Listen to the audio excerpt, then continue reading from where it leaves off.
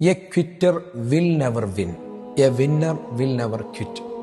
രംഗം വിടുന്നവൻ ഒരിക്കലും വിജയിക്കുന്നില്ല, വിജയിക്കുന്നവരാകട്ടെ രംഗം വിടുകയുമില്ല. പ്രതിസന്ധികൾ വരുമ്പോൾ പലപ്പോഴും എന്നെക്കൊണ്ടിത് നേരിടാനാകുന്നില്ല എന്ന പരാതിയുമായി ജീവിക്കുന്നവരോട് ഒന്ന് പറയട്ടെ. ഖുർആൻ പറയുന്നുണ്ട്, ഭയാശങ്കകൾ, ജീവനാശം, ക്ഷാമം, ധനനഷ്ടം, വിളവ് നഷ്ടം എന്നിത്യാദി വ്യത്യസ്തങ്ങളായ പരീക്ഷണങ്ങൾ മനുഷ്യരെ പരീക്ഷിക്കുമെന്ന്. എന്നാൽ പിന്നെ അത് നേരിടേണ്ടുന്ന കരുത്ത് സമ്പാദിക്കുകയല്ല വേണ്ടത്. ഒരു കഴുതയുടെ കഥ പറയാം. ഒരു കിണറിൽ ഒരു കഴുത ചാടി. രക്ഷപ്പെടുത്താൻ വേണ്ടി യജമാനൻ തന്നെ കൊണ്ടാവുന്നത് ചെയ്തു നോക്കി. പക്ഷേ ഒരു നിലക്കും കഴിയാതെ വന്നപ്പോൾ അദ്ദേഹം ഇങ്ങനെ ചിന്തിച്ചു, ഏതായാലും കിണർ ഉപയോഗശൂന്യമായി, കഴുതയാകട്ടെ ചാവാറായിട്ടുമുണ്ട്.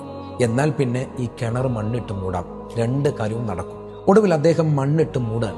ഏറ്റവും ഒടുവിൽ കിണറിലേക്ക് നോക്കുന്ന സമയത്ത് താൻ ചത്ത് മണ്ണിനിടയിൽ പോയി എന്ന് കരുതുന്ന കഴുത ഏറ്റവും നന്നായിട്ട് തൻ്റെ ദേഹത്ത് വീഴുന്ന മണ്ണും ചപ്പും ചവറും എല്ലാം കുടഞ്ഞൊഴിവാക്കിക്കൊണ്ട് അത് അതിജീവനത്തിൻ്റെ വഴിയിലാണ്. പലപ്പോഴും നമ്മുടെയൊക്കെ ജീവിതത്തിൽ വരുന്ന ചില പ്രതിസന്ധികളെ ഒന്നിങ്ങനെ കുടഞ്ഞൊഴിവാക്കുകയേ വേണ്ടൂ, അപ്പോഴേക്ക് രക്ഷപ്പെട്ട് മുന്നോട്ട് പോകാൻ കഴിയും.